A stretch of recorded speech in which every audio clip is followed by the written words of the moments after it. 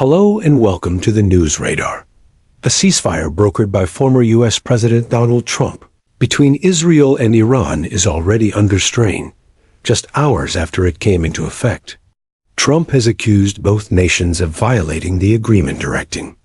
His strongest criticism toward Israel. In a statement posted on social media earlier today, Trump said, "I'm not happy with either country, especially Israel, who unloaded right after agreeing to the deal." According to Israeli officials, 2 incoming missiles were intercepted shortly after the ceasefire began. Israel responded with military action. Iran, however, denied launching any missiles after the truce was announced. The past 2 weeks saw a rapid escalation in the conflict.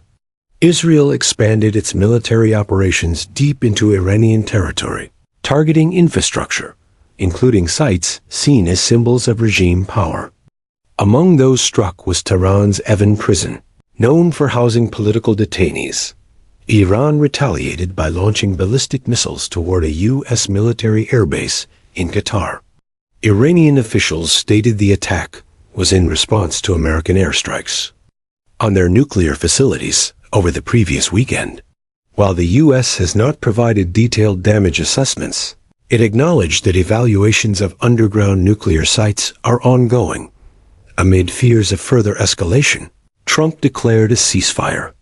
Late last night, he claimed the U.S. had received advance warning of Iran's missile launches and gave both Israel and Iran 6 hours to complete what he called final missions before the truce officially began, describing the conflict as the 12-day war.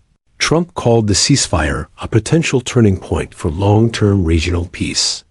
His vice president, speaking shortly after the announcement, described it as a possible reset moment for the Middle East. However, violence continued into the night. In Israel, an Iranian missile reportedly struck the southern city of Sheva, killing at least 4 people, including an Israeli soldier.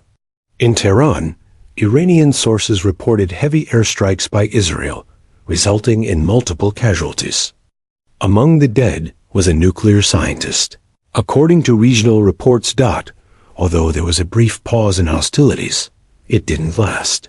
Israel later accused Iran of violating the ceasefire by launching another missile. Iran denied the accusation and claimed Israel had broken the truce first.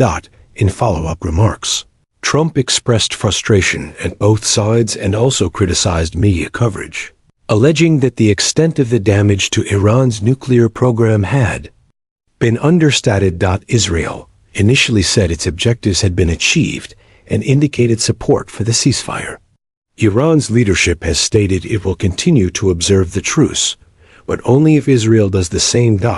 We will continue to bring you new updates as more information becomes available. Stay with us for the latest updates.